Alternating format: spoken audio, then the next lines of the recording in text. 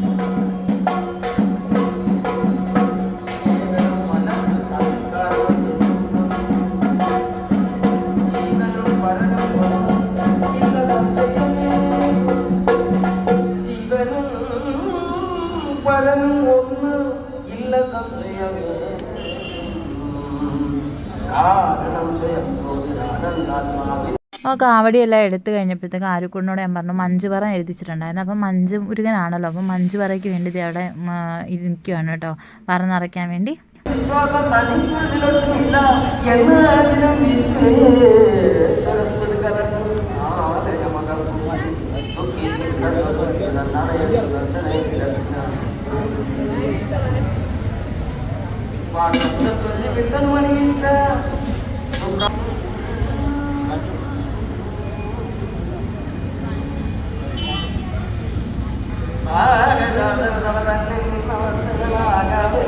ശേഷം ദേ മാലയൊക്കെ ഊരി അവിടെ വെക്കുവാണേ.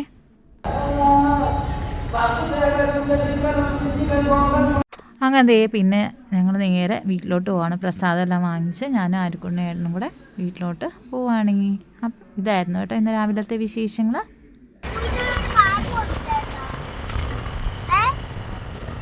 ആ വീട്ടിലൊരു പാമ്പ്